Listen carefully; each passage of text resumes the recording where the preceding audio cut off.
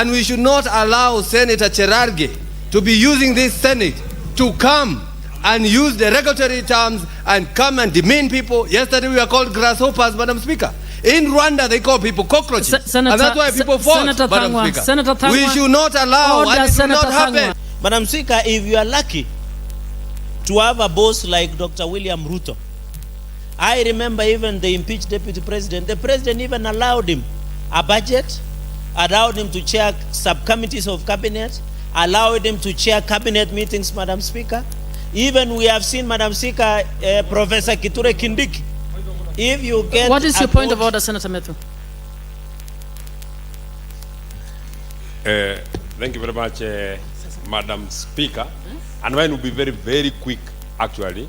I didn't want to disrupt the flow of thought of Senator Cherargei, because that is what he does to all of us. So I didn't want to serve him his own medicine. But when he says that the president allowed him some budget, that is where I would want him to substantiate, because I thought the budget making process is a preserve of parliament. I thought it is our parliament that does all the budgets of all government agencies in the republic.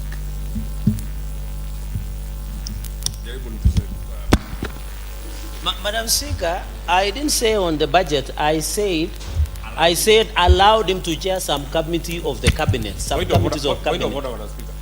Point of order. Yes, Senator Methu. I think Hansard can be produced so that we actually know what he exactly said. Because Senator Cherargei... Senator Cherargei, can you sit down so that... Because Senator Cherargei actually said the president allowed him some budget.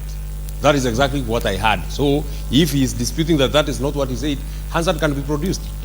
Senator Cherargei, let's not pull and push. Yes, yes. You know what you said, and you know whether it's appropriate or not, so you can withdraw. Very simple. Madam Speaker, the budgetary making process generates from the executive. And the finance and budget member is here, Senator Minority Whip. Deputy, yes, Senator Eddie can inform me on the budget making process.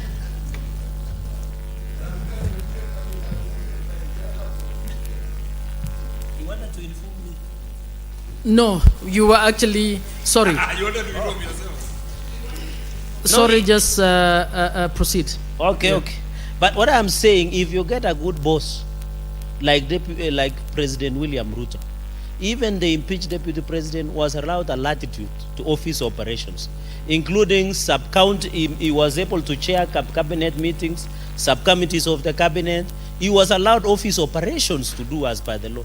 Yet, under the constitution, the deputy president is a principal assistant of the president. Even the current Professor Kithure Kindiki has now latitude of the office operations. In fact, he has been allowed to chair some committees of the cabinet. I know of governors who works very well with their deputy governors. Madam Speaker, what we are trying to do is put it in the law. We are not being prescriptive, but we want to assist deputy governors, because when you meet most of them, and later I would like to return to Senator Beatrice Ogola, who was a CC in the previous, and Senator Karungo Thang'wa, although he was impeached, to listen to their reasoning, how our cabinet... What's your point of order, Senator Thang'wa?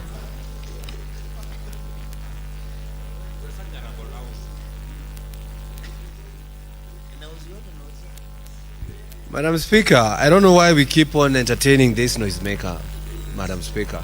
Because every time, instead of discussing substantive issues, he's always bringing drama in the Senate.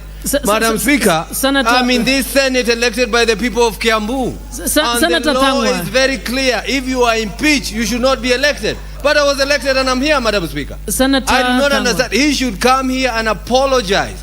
And we should not allow Senator Cherargei to be using this Senate to come and use the regulatory terms and come and demean people. Yesterday we were called grasshoppers, Madam Speaker. In Rwanda they call people cockroaches. And that's why people fought, Senator Madam Thang'wa, Speaker. Senator Thang'wa, we should not allow, order, and it should not Senator happen, Thang'wa. Madam Speaker. Order, Senator Thang'wa, you can sit. Senator Cherargei, do you have any evidence that Senator Thang'wa was ever impeached? Please confirm that you have evidence he was impeached. If you don't have that evidence, please withdraw. Madam Speaker, I would have wished that there are no noisemakers on the Senate. Maybe they escaped your...